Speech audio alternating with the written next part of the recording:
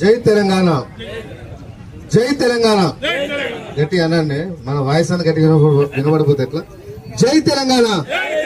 వ్యతిరేకిద్దాం dumping yard ను, కాపాడుకుందాం మన గ్రామాలను, కాపాడుకుందాం మన పట్టణాలను. ఈరోజు డంపింగ్ యార్డ్ ను వ్యతిరేకిస్తూ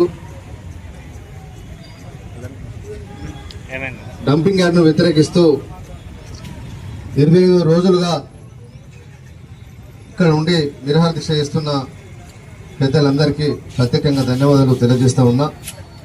జేఏసీ నాయకులు ఈశ్వర్రెడ్డి గారు, అదేవిధంగా రత్నం సారు, సమ్మానానికి ఇక్కడ ఉన్న ప్రతి ఒక్కరు కూడా పేరు పేరున హృదయపూర్వకంగా నమస్కారాలు తెలియజేస్తా ఉన్నాం. హుజరాబాద్ చౌరస్తా అనేది ఎప్పుడు ఉద్యమాలకు ఒక పుట్టినిల్లాగా మారింది. ఆనాడు తెలంగాణ ఉద్యమంలో ఎట్లయితే మీరందరూ కొట్లాడారో ఇవాళ ఈ ప్రాంత సమస్యల కోసం కూడా అంతే చిత్తశుద్ధిగా ఇవాళ అందరు ఇక్కడ జమేరు. మీరు ఇక్కడ కూర్చున్న వాళ్ళు కొద్దిమంది అయినప్పుడు కూడా ఈ ప్రాంతానికి మీరు ప్రతినిధులు. ఏ సమస్య వచ్చినా కూడా ఆ సమస్యను పరిష్కరించే దిశగా ప్రజల చైతన్యం చేసే ఒక పోరాట స్ఫూర్తి ఉన్న నాయకులు మీరు అందరు కాబట్టి మీ అందరికీ నేను ప్రత్యేకంగా ధన్యవాదాలు తెలియజేస్తా ఉన్నా.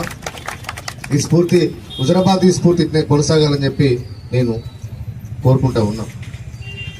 ఇవాళ ఈ ప్రభుత్వం రేవంత్ రెడ్డి గారు 25 రోజులుగా ఇక్కడ దీక్ష చేపడుతున్నా ఈ ప్రభుత్వానికి కనీసం చీమ కుట్టినట్టు కూడా అనిపిస్తలేదు.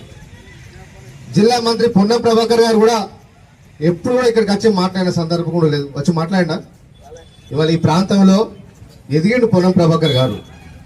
ఎంపీగా ఈ ప్రాంత ప్రజలు ఓట్లేసి వారిని పార్లమెంట్కు పంపించిన చరిత్ర ఈ హుజరాబాద్ ప్రాంతానికి ఉంది. ఇవాళ జిల్లా మంత్రిగా పనిచేసి